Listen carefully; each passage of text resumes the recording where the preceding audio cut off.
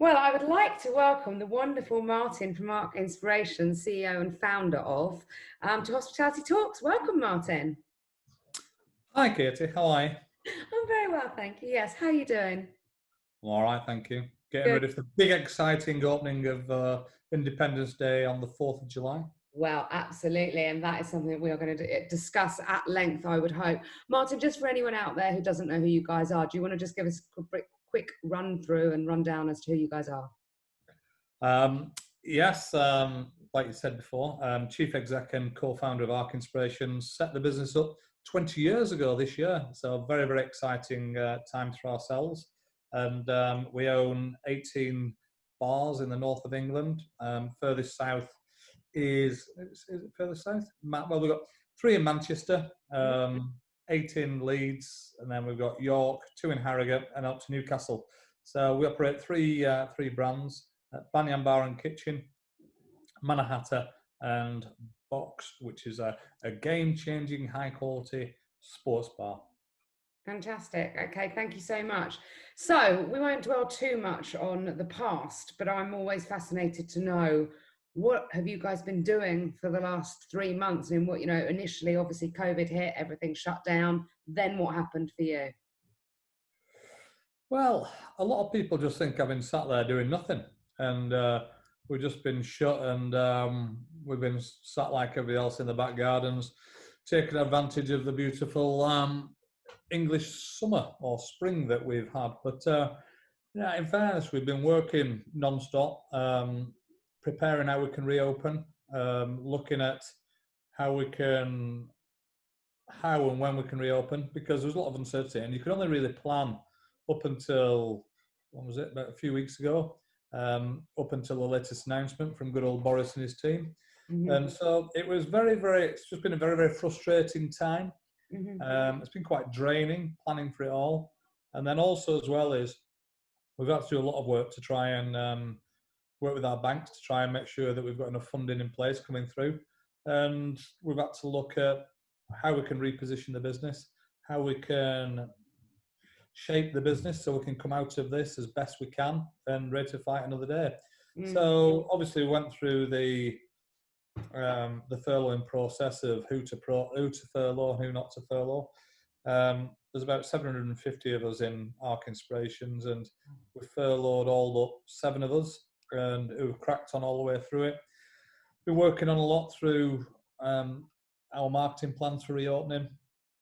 Like I say, a lot of our financial plans, and how we can reopen and do the best that we can do, really. And it's interesting you just mentioned the words reposition and reshape. And, there's been all this chat about lockdown. I know that personally there are some things that certainly when we come out of this, I'm going to change about KAM and the way that we do research and so on and so forth. Have there been things that you've looked at and gone, right, we're not going to go back to doing that? That's something we've got the opportunity to change right now or reshape?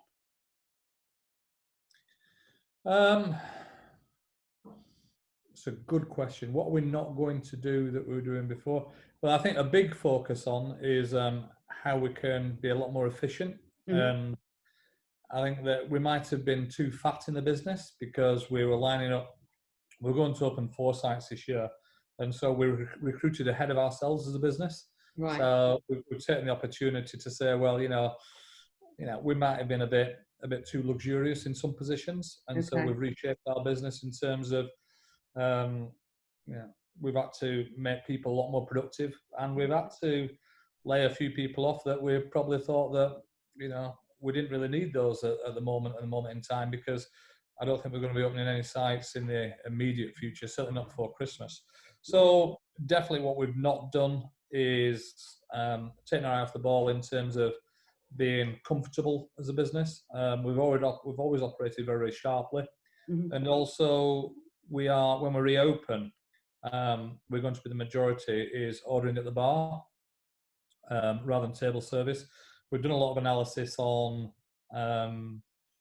cross-contamination between customers and team members, and when you're ordering at the bar, if it's just a simple main course and a drink, there's 5 interactions between a team member and a bartender, and when it's waiter service, it's 10 interactions.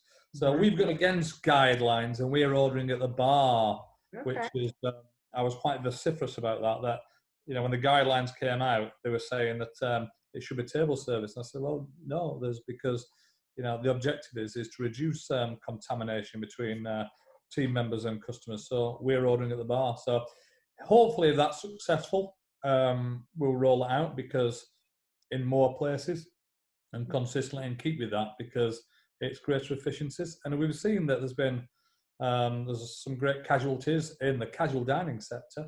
Yeah. And I think a lot of that is because they haven't operated their business sharply enough about how to generate enough profit. And Mm. it's something that we are very strong on and greatly focused on. Okay. And so you've got 3 different brands. You've got 18 bars overall. Are you opening all of those on Saturday? Yeah, attack. All sites opening for bookings only for this weekend and the following weekend, and then we'll see how we go from there. But we're all in place. We've put a lot of planning in place, Mm-hmm. and we booked out in some sites already. And in terms of our pre-bookings for this weekend, we're up to £250,000. Brilliant. Pre-book deposits already taken. So hopefully, if all goes to plan, it will be very, very smooth without any hitches.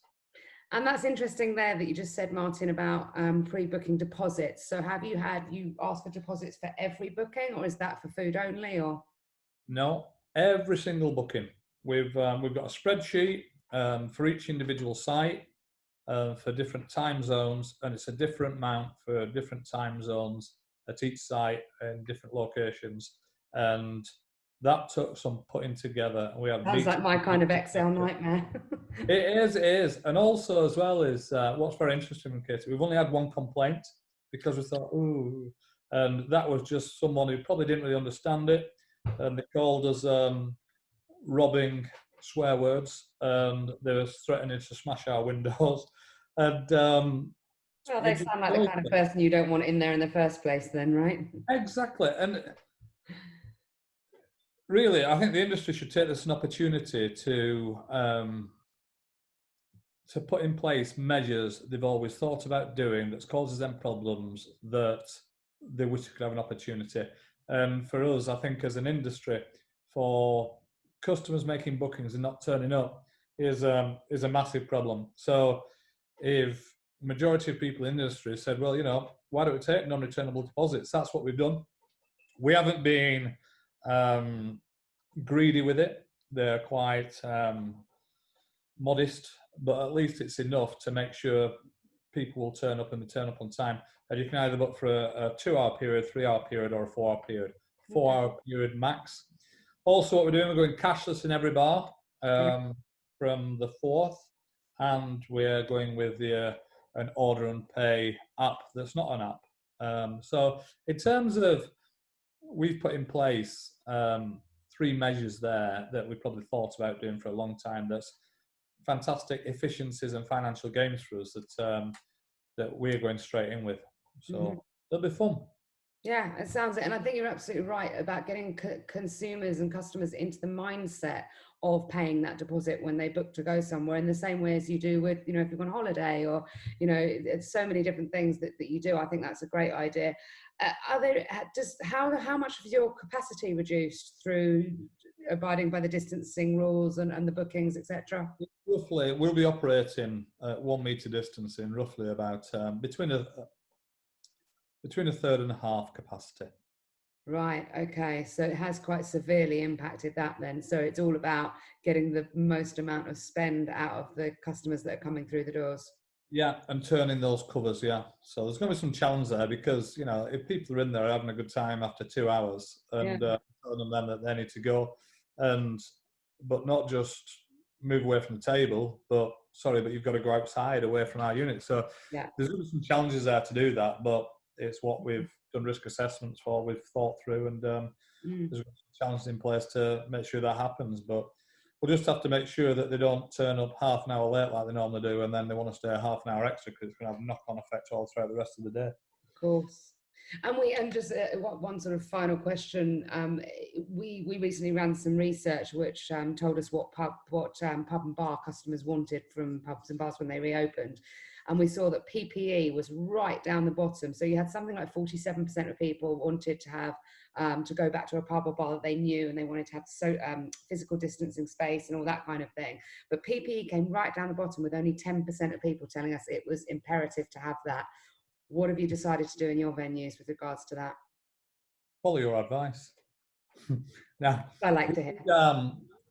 We did online research, and we also did some customer focus groups, and they said the same. And also, as well, is I just don't like seeing it. And if you go around, majority of supermarkets, they don't have any face coverings on. And so what we've done is we've put some hanging perspex over our bar, which is 1 metre by 60 centimetres to be precise, hanging down from nice little wires, and you don't really read it. So that is just to separate a bit of customers from the team. Sneeze called. And then also between some of our booths, we just put some subtle perspex, and that's it really. Because also as well is when you read the guidelines, even from UK hospitality, it's saying, and this is from the government, that face coverings don't really do that much. So I don't like seeing it. And as a customer, like I am, and that's the way through our eyes that we see our venues, is that I feel uneasy being in company with people wearing masks. So we've bought some shields for our teams, and we're saying that if anybody feels though they have to wear it, we've got some available, but we're not going ahead with it. That's good. So you're giving them the choice if they want. Okay, so we're only a couple of days away from opening. Just to finish on, what are your predictions for the weekend? What do we think is going to happen? That's a great question. And I think people are still worrying about it. We operate in 3 big cities, Leeds, Manchester and Newcastle. Each of those local authorities and police have got different views on the guidance, such as Manchester don't want DJs playing, Newcastle don't want live sport being shown. So there's still a bit of different guidance coming from different authorities. We're managing it through bookings only. There's going to be a lot of excitable people out there. There's a lot of uneducated people out there as well, Katy. And these are educated people who are uneducated about what's allowed to go out.